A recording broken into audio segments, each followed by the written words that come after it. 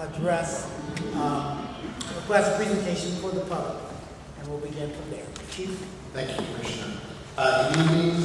What we're going to do from a department perspective is I'm going to tell you how we got to where we are. And then Commander Correa will speak to you a little bit about our crisis intervention training program and the policy as it would apply to less than lethal or less lethal. And then Commander Ali will tell you what research has been done on less lethal. All of this has been prescribed by a resolution that came from the Commission in February of 2011. Commissioner Turman, Commissioner Loftus, and I were not here when this resolution was prescribed. It came after particularly violent year in 2010 with regard to officer-involved shootings. There were 15 officer-involved shootings in 2010. When I came into the police department, I felt that it was very important to try and put some best practice in place. One of those things is to create time and distance when dealing with people that are mentally ill. That being the case, officers now, rather than engage a person that's mentally ill, are trained to stand down, if you will, create distance, call for a supervisor and or a CIT trained officer to de-escalate the situation. This being the case since May of 2011, we were able to reduce officer-involved shootings of folks that were a danger only to themselves to 0. There were no officer-involved shootings where an officer armed a person in crisis that was a danger to himself or herself. Unfortunately, we did have 8 officer-involved shootings in 2011. That was a 47% reduction over 2010. Last year, in 2012, we reduced that further and are now down 60% from where we were in 2010. We had 6 officer-involved shootings last year, but again last year, we did not harm another person in crisis that was just a danger to themselves. To put that into perspective, in the same year, 2012, we had 6 shootings. Much has been made sometimes at these the prior 2 committee meetings that Memphis is the model that we should be modeling ourselves after in San Francisco. Memphis is a city of about 650,000 people. Their police department is almost identical to the size of the San Francisco Police Department.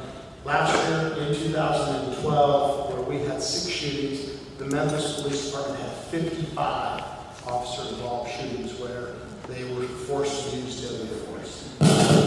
Obviously, that is not how we want to be in San Francisco. Memphis is a terrific police department. Their chief is actually a friend of mine, but they're in much tougher circumstances with regard to the way that they had to use deadly force last year versus the San Francisco Police Department. And he's actually asked me to send him what we're doing with regard to our policy and our CIT.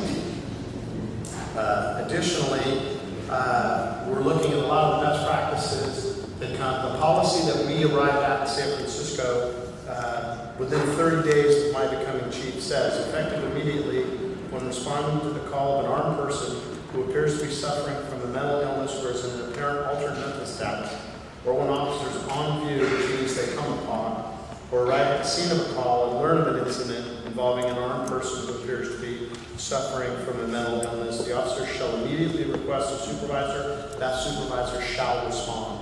In such circumstances, when the person suffering in crisis is not a threat to any other person, officers shall observe, maintain a safe distance, and attempt to stabilize the scene until the arrival of a supervisor.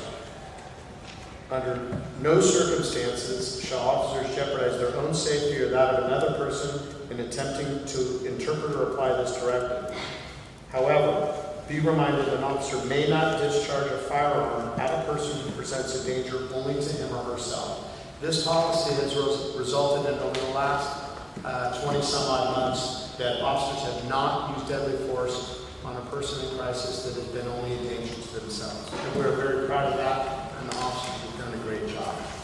At a PERF summit in February of last year, they came out with some best practices on the best approaches for de-escalation and minimizing the use of force. Officers can use alternative tactics, words instead of guns, questions instead of orders, patience instead of immediate action, hence the bullet. Slowing the situation down and getting a supervisor to the scene can reduce the chances of violence. Crisis intervention and other partnerships with members of equal special populations, chronic consumers, and helping them avoid crisis. Special circumstances and considerations in dealing with veterans in crisis. Prevent over-reliance on weapons such as electronic control weapons, which are tasers, and opposed to hands-on tactics and verbal skills. Recognizing real threats to officers that can be posed by persons with mental illness. Training officers in tactical disengagement. Importance of training for officers. Use of force continuums and other tools. Discussing less lethal use of force options. And trying to avoid the negative impact on a police agency's legitimacy that can occur from a lawful and awful event, such as the one that occurred at the Cho Chocolate Factory. In policy, but an awful event, a tragedy. Which prompted these discussions, and they have been thoughtful discussions. I appreciate pretty much what everybody said. Many of what's been said at this microphone has been incorporated into the policy. I want to remind everybody too, this is part of a resolution. This is a community discussion. The commissioners and the rest of this panel will be presenting findings to the commission. This is not, as it were, an action item. This is a conversation. This is the time to be heard. Chief Lansdowne, in some of the larger police chief recommendations, San Diego immediately dispatches a sergeant and 2 officers, which is again similar to ours. Philadelphia, crisis intervention is a bridge between 2 worlds. When officers have to change from cop mode to social worker mode, knowing the signs that the pressure is increasing within a person's new crisis. Chicago First Deputy Superintendent aims to have CA officers on all 3 watches. We have that here in San Francisco. Dallas, crisis intervention should include dispatchers. We're working with our dispatch. Indianapolis Deputy Chief uses crossover techniques. They even have 2 more officers. That's a much larger police department. Albuquerque Ratios, electronic control weapons for less lethal alone are not the answer. CIT is not alone the answer. I want everybody to think about the former LAPD officer, Officer Dorner, who was dismissed. He's a suspect right now. He stands 6 feet tall, 270 pounds. He's expert in weapons and hand-to-hand. He has already killed a police officer's family and fired upon 2 police officers sitting in a park red light, stopped the red light, killing one and wounding the other.